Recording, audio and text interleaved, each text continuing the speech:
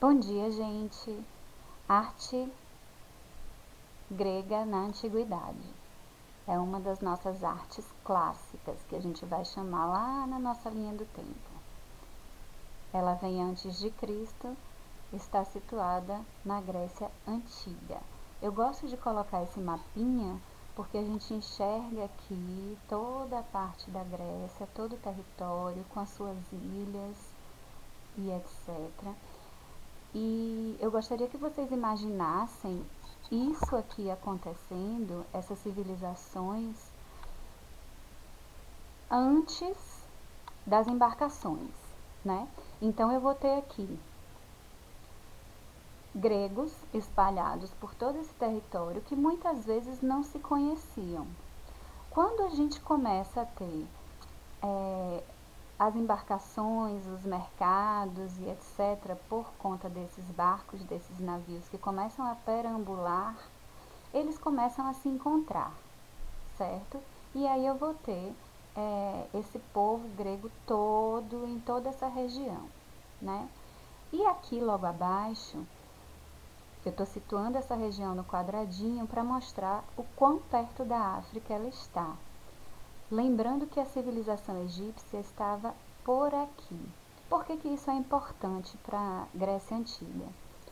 Porque a antiguidade clássica, como a gente enxerga hoje, ela nasceu justamente desse encontro do povo grego com a civilização egípcia. Quando os gregos chegaram ao Egito e eles encontraram aquela civilização gigantesca, com aquelas pirâmides enormes, né? Esculturas e etc., toda a arte produzida pelo Egito, eles ficaram fascinados. E aí os gregos começaram a fazer a sua arte em cima do que eles encontraram lá no Egito. Só que existe uma grande diferença, né? Enquanto a arte egípcia ela está totalmente ligada ao espírito, aquela questão que a gente viu sobre vida após a morte, a arte grega ela é voltada para a razão. É focada na busca do prazer pelo homem. Por quê? Porque existe o antropocentrismo, né? As respostas que eles buscam através do homem e não da fé.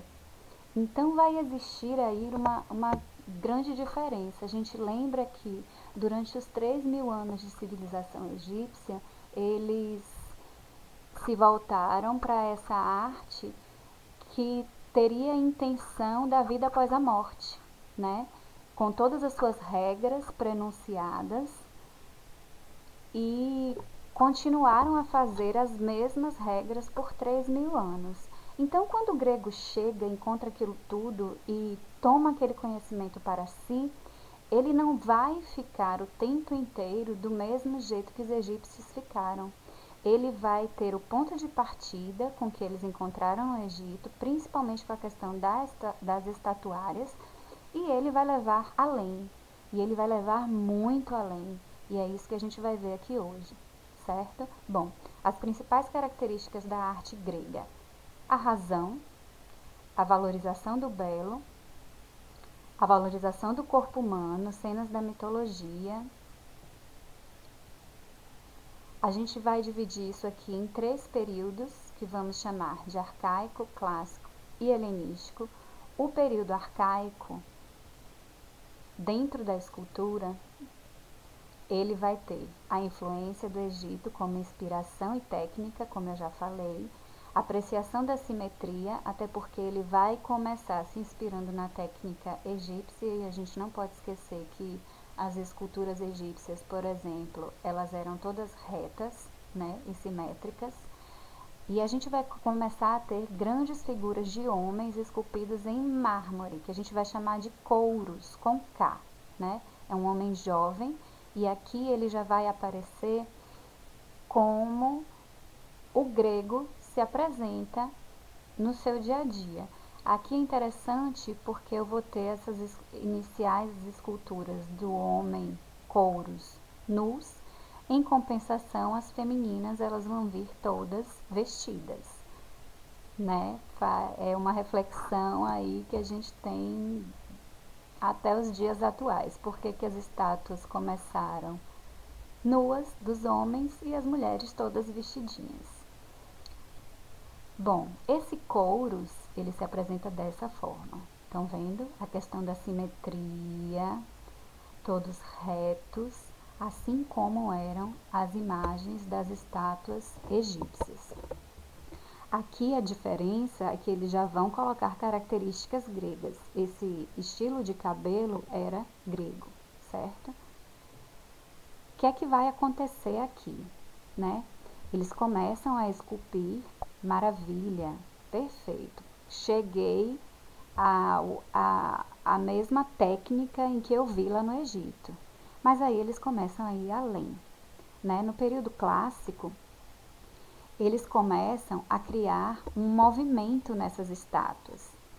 Também vai começar a utilizar o bronze e no final, do meio para o final do período clássico, começa a surgir o nu feminino.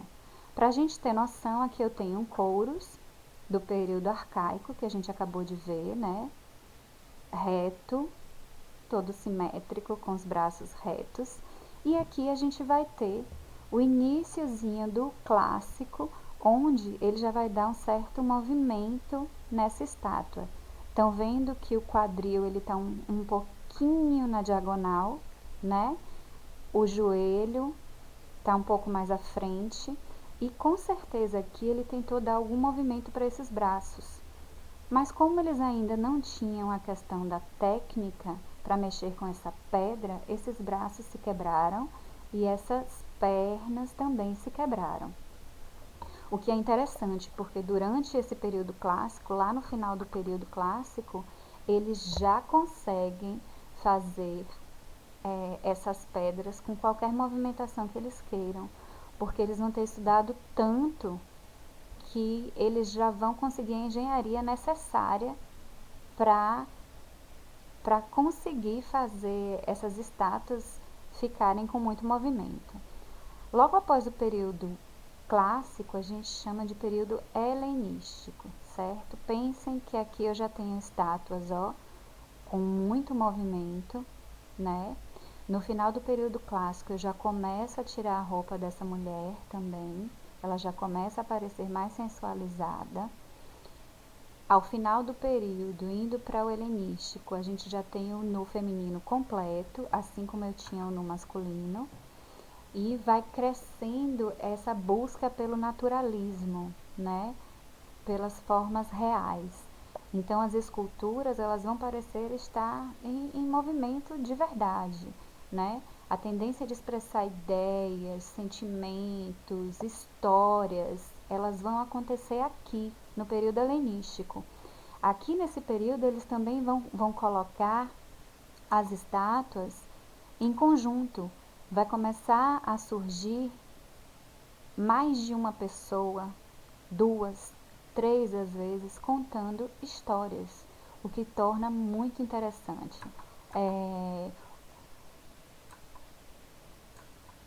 Aqui, por exemplo, a gente tem o soldado de Gálata e sua mulher. É uma cópia, tá?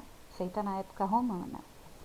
E essa história é interessantíssima. Já cheguei a contar ela em um dos primeiros anos, o outro eu não sei se eu contei, então vai ela de novo rapidamente aqui.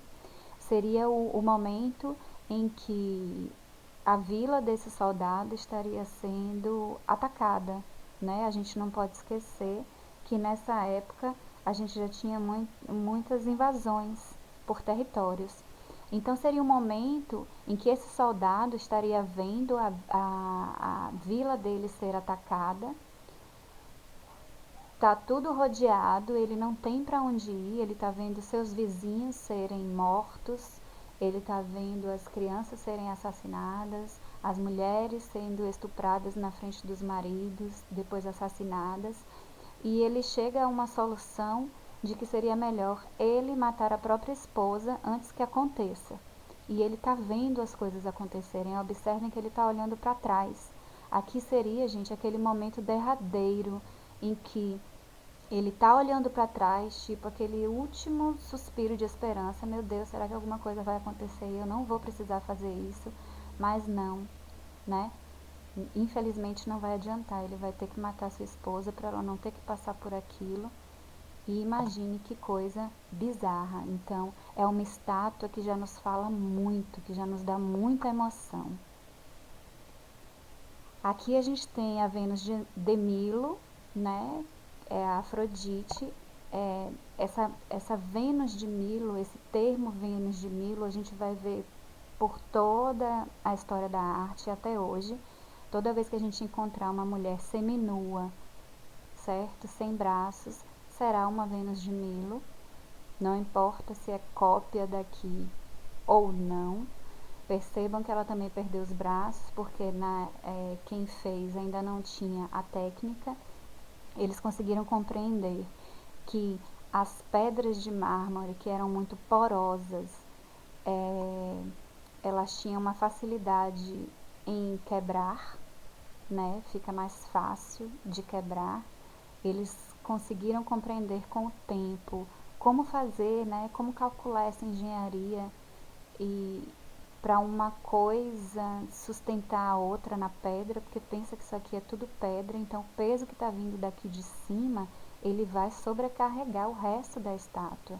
Então eles foram criando técnicas ao longo do tempo, né, do que a gente vai chamar de período clássico. Quando chega no final do período clássico, ele já consegue fazer toda essa movimentação sem quebrar os braços, porque uma coisa está sustentando a outra, certo?